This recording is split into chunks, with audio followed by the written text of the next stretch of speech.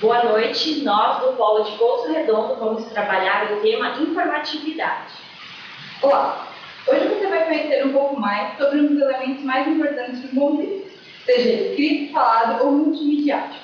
Vamos falar de informatividade. Você sabe o que é isso? Chamamos de informatividade as informações vinculadas nos textos escritos ou visuais, como anúncios, artes plásticas, artigos, entre outros. Esse conceito é utilizado na linguística textual e, na sua versão contemporânea, destaca o fato de que a compreensão de um texto depende do conhecimento de outros textos. A informação é um conceito subjetivo e coletivo, uma vez que os indivíduos se organizam em situações sociais concretas e desempenham diferentes funções na divisão do trabalho na sociedade. A informação une os indivíduos, mas é a comunidade ou campo de conhecimento ou de ação que insere o sujeito no contexto social.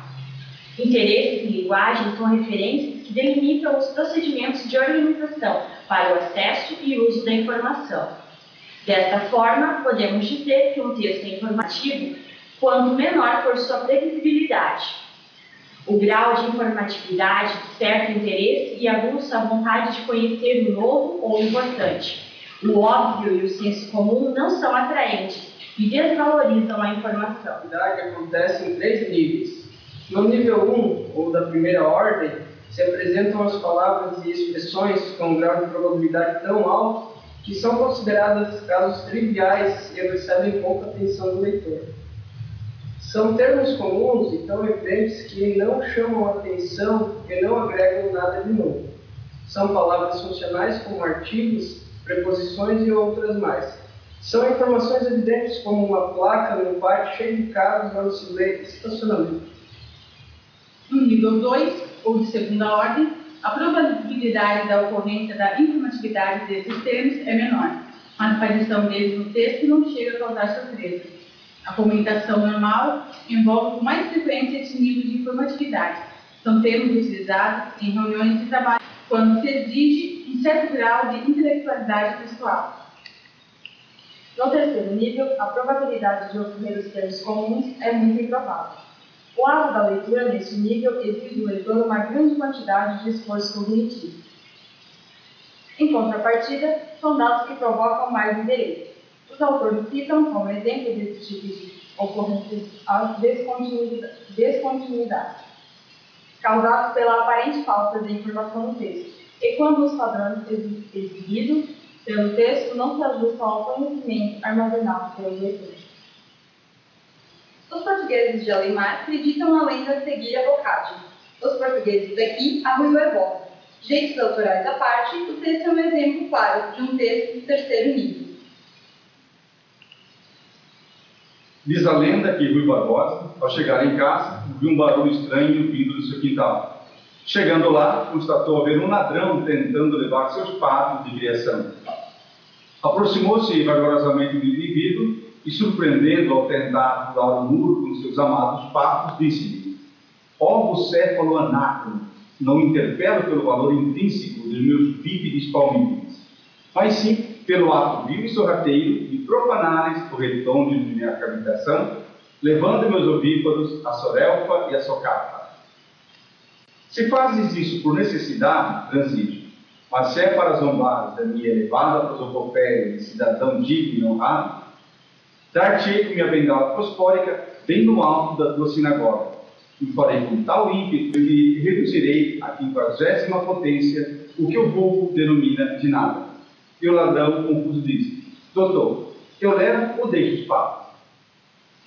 Na opinião de Capurro e Hollande, a informação é um conceito subjetivo, porém, não em um sentido individual, uma vez que os indivíduos se organizam em situações sociais concretas e desempenham diferentes funções na divisão do trabalho na sociedade. Para Capurro e Hollande, não é possível para os sistemas mapear todos os possíveis valores da informação na ótica da hermenêutica da informação.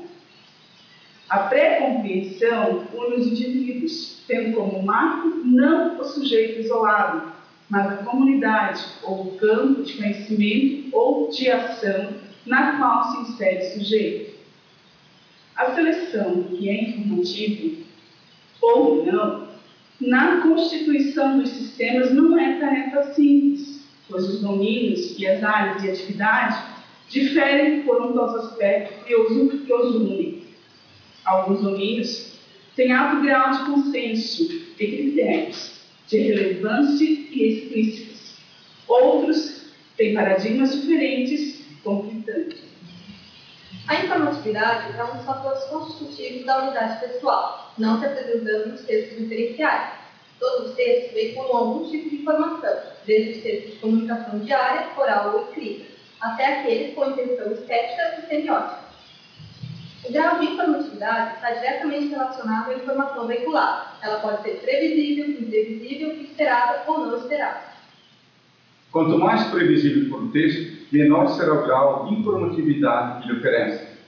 Textos altamente informativos exigem do leitor ou do ouvinte um esforço maior para a compreensão deles.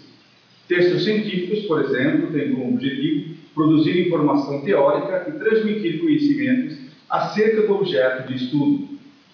Já os jornalísticos têm igualmente como função veicular informações. Podemos perceber, então, que a informatividade está presente em todos os canais, à espera de leitores, em todas as esferas, por ser essencialmente uma ferramenta de interação social. Isso é tudo por hoje. Boa noite.